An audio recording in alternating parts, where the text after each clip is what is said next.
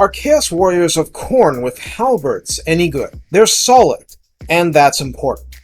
They're also your best option for dedicated anti-large for much of a campaign. They're also your only dedicated anti-large for much of the campaign. So it helps that they're actually pretty good.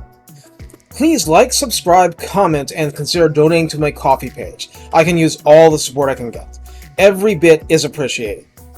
So I made the mistake of expanding too far and fighting Bretonnian factions without access to the Chaos Warriors with halberds.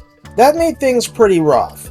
I almost lost my entire starting army because I couldn't put Rapace away, and I had no good options for bringing the fight to a close. My Chaos Warrior survived, but Skarbrand and his starting hero went down. It was a hard lesson. So when I tangled with Scrag the Slaughterer, I had some halberd units to eat up one side of the battle, and they did a very good job keeping ogres under control. That's their real job, keeping things under control so that your regular ranks don't collapse. On Ultra, it's 9,000 HP divided among 100 models, each with 110 armor. 75 leadership means that they stay in the fight a ton, and speed is the usual plotting 28.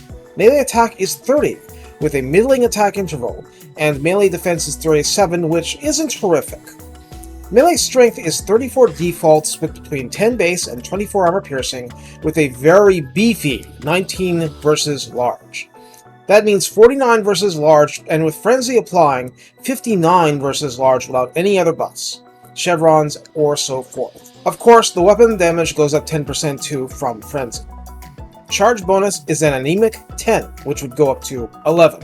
Now, completely besides the charge bonus versus large that you'd expect, this unit also features charge reflection.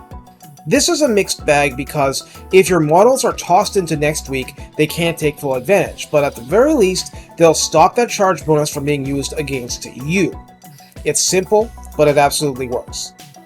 So in its intended role, it's very simple. Naturally, we must ask ourselves, okay genius, what about outside its intended role? What about as an armor-piercing damage inflictor on man-sized troops, like dwarfs? Well, you have very little charge bonus in that role, and melee attack is quote-unquote only 40 with Frenzy up. That's not horrific, but that's just okay. The damage is definitely going to hurt, and that will add up over the course of a battle against armored enemies. This is a unit that greatly benefits from any buff you can throw at it, going from whittling down the enemy to really choppity-chopping them up. Of course, the main weakness of a unit like this is the threat of focused missile fire or taking it out with artillery and magic. Spell resistance is 15% base. You just have to work with it. That's all there is to say about this unit. It's not complicated, but it's a tough trooper and should deliver at a fairly strong level. Take care, and have fun chopping the big trees.